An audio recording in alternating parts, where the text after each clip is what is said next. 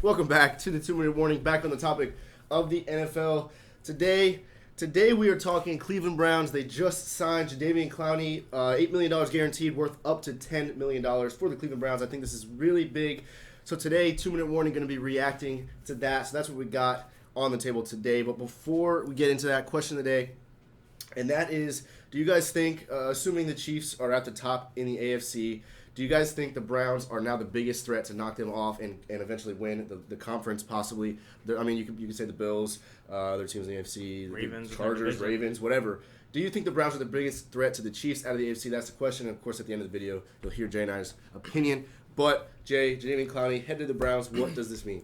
Not to start off as a negative Nancy, but I do think they possibly overpaid just a little bit. $8 million, $10 million, or $8 million guaranteed, up to $10 million. However, outside of that, you weren't going to spend the money on anything else, so it's not a bad route. But overall, looking at it from a overall standpoint, I do think this Browns team is a AFC Championship appearance bound. I do think around their entire roster, they're one of the best in the league. They got the best offensive line. They have the best backfield. They have a top 10 quarterback. They have a very stout receiving core, getting back a healthy OBJ, having a double tight end threat in Austin Hooper, David Njoku, and then a reliable slot receiver in Jarvis Landry. And then on the defense, Jadeveon Clowney is going to have an amazing pass rush with Myles Garrett, Malik Jackson, Sheldon Richardson, and Takkarist McKinley. Secondary set with John Johnson, Troy Hill, hopefully a healthy Greedy Williams, and Denzel Ward. My only question is linebacker core, but at that point, I'm just getting a little bit picky. Anthony Walker at the middle linebacker position can hold his own for now. I don't think this Browns team is done. I think in the draft, they're going to even be working on the pass rush even more. Maybe pick up a Gregory Rousseau, a Christian Barmore to create a big run stopper, maybe a Jalen Phillips. Either way, I don't think this Browns team is done. I think they'll still work on the defensive line in draft, and I do think this addition of Jadeveon Clowney, if he is healthy, could become a top 5 pass rush in the league. Yeah, I think giving him $10 million kind of reflects what he's capable of from the talent side of the ball. Jadeveon Clowney is a very good pass rusher, just a good defensive player in general. Texans picked him first overall in 2014, and obviously coming out of college, he was really good. Talent isn't the issue. Jadeveon Clowney doesn't stay healthy very much. He's only played 16 games he has never played 16 games in his career. I think he made it 15 one time. So he's played almost a full season, but for the most part, he's battled a lot of injuries in his career. But like I said, that $10 million reflects what he's capable of if he's healthy. Because if this guy's healthy, a Browns defense that was already good just got a lot better just because his presence both in the pass rush and just in coverage there in the middle of the field, he can do that really well. So you named a lot of guys on defense. You already added, like you said, John Johnson and Troy Hill. You got Denzel Ward, Myles Garrett, obviously one of the best at his position in the league. So the Browns, offensively, defensively, super well-rounded.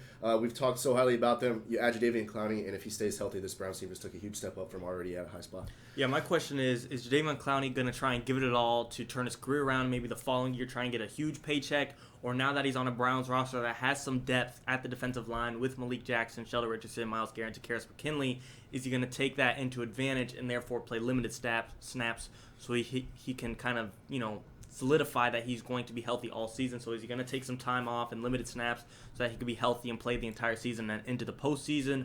Or is he going to give it his all every single play, every single down, every single game, and try and kind of revamp the hype he used to be?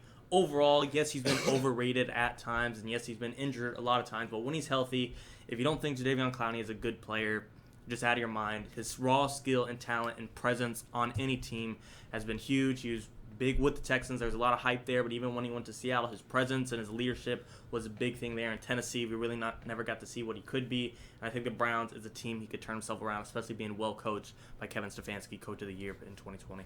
Yeah, he lines up outside linebacker. He plays DN sometimes. So you mentioned the linebacker core. He could definitely help them out there. Like you said, we both said, I know Jadeveon Clowney can be a good enough player to help this Browns defense a lot. It's just a matter of being healthy. He only played 4 games or 2 games. Started 2 and played 4 total his rookie season, and then since then, like I said, it's just been super inconsistent. With Houston, he did have 1 good season. He does get, I would say, for a ratio of how much he's played, he does actually come up with a lot of turnovers for the fact that he does not play or has not played this much in his career. So I just think that a defensive front with him and Myles Garrett is just going to be lethal. Yeah, and I think with Myles Garrett getting double-teamed, and Jadeveon Clowney I seriously think can win one-on-one matchups when a lot of focus is going to go towards Myles Garrett. But also a thing to consider is The Browns this year, I'm not saying they have to make the Super Bowl or have to make the AFC Championship, but a lot of pressure is on Baker because he's got the offensive line. It's the highest paid in the NFL. He's got the best backfield, and I'm going through this again, but he's got top tier of every position on his team. The only question is, can he lead the team? And I'm not saying move on from Baker if he doesn't get you to the Super Bowl, but like I said, we need to see officially that Baker could take this team to the Super Bowl because roster-wise, it is there on paper today. I know things might not click. Who knows? John Johnson, Troy Hill, and Jadeveon Clowney might not click on this new defense, never playing there before. So that is a question mark, but on paper, this team and Baker doesn't have many excuses. Me and Carson were watching the Colin Cowherd the other day and saw that the odds on the over-under for the Browns this year is 9.5 wins. To us, that's a crazy over. It seems ridiculous. There's no way they don't go 9.5, but that shows Vegas they don't have a lot of faith in Baker, and not just a lot of people in the NFL don't. So pressure is on Baker. He's got the defense and he's got the offense. What can he do with it? Yeah, you said it perfectly. A lot depends on Baker. I'm glad the Browns opted, obviously, for the one-year deal with this guy because you could easily have a guy that gets injured in preseason and does not play a regular season snap for you. But like I said, with Houston, Jadeveon Clowney, I was super happy when we picked him first overall just because I knew how good he was with South Carolina in college. He is a playmaker. It's just so far it's just such limited time on the field for him. And then you bring up Baker Mayfield. I said it 100 times about how he plays football is gonna obviously the Browns are riding on him playing efficient football. So none of that changes with Jadeveon Clowney being a superstar or not because I don't care if he turns out as a second Myles Garrett on the defense. We're going to need a low amount of turnovers from Baker Mayfield and smart football, so a lot's running on his back. Yeah, and like I said, I don't think the Browns are done yet. I think looking at that defensive line, it's got a lot of depth and it's pretty stacked, but I still think in the draft they're going to further it more. Gregory Rousseau, Jalen Phillips, or a run stopper, big defensive tackle, and Christian Barmore for Alabama. Or I did say earlier the Browns linebacker core is a little weak. If they somehow got lucky and a Micah Parsons fell to them at 26, I don't think it's likely, but I do think they'll jump on that and kind of create a captain for that linebacker core. Not to say Micah Parsons would fill the shoes and automatically lead the team as a rookie, but it's not unheard of. Look at Chase Young. He's leading Washington. So overall, though, I do think this is just, I don't want to say a scratch at the surface of what they're doing, but I don't think they're done yet. And I seriously think if they add a Rousseau or Phillips, I stand by it. This probably will be a top 5 pass rush if everyone is healthy. Yeah, I like that take. When you look at the Browns, I mean, what's their pick is 27 or I think it's 26 or 7. Like you look at that spot in the draft for what the Browns need. I mean, they got the secondary figured out, at least on paper. You mentioned. I mean, Troy Hill and Denzel Ward and John Johnson. We don't know how they'll click with the Browns, but on paper they're good. Their backfield is good. Their O-line is top notch. That leaves pass rusher to draft, and Jalen Phillips or Rousseau slips to 26, which I think is very, very possible. That definitely seems like the pick to go. And then you look at those guys on top of what the Browns already have, this defense is going to be good. Yeah, and also, of course, the realm of possibilities of OBJ, if they trade and somehow pulled off a first rounder, maybe they'll be looking to replace him. But either way, we don't know. I don't think he'll get traded, but still something to think about. 100%. Well, that's what we think about Jadeveon Clowney to the Browns. Going to make that defense better. But what do you guys think? Tell us in the comments below. But as far as about the question today, Jay, are the Browns the biggest threat to the Chiefs in the AFC? I'm going to say yes. I'm not a Browns fan, but I really like what they're doing. Like I said, it's hard to bet against them in the AFC when they're top tier at pretty much every position.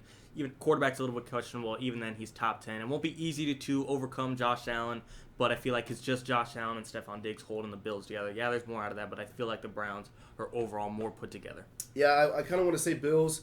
They have the certainly better passing attack, but just overall they probably score more points than the Browns do. But the fact that the Browns have such a well-rounded team, and really that defense is, even at this point, without Clowney, it was good, and it's just going to be getting better. I'm going to have to go with yes, the Browns, I think, because they have the most well-rounded team, the best defense of the teams other than, the Chiefs don't have that good of a defense, but my point is, of the teams fighting for that top spot in the AFC, to take it from the Chiefs, I think the Browns are the biggest threat to them. Guys, thanks for watching. 2-Minute Warning.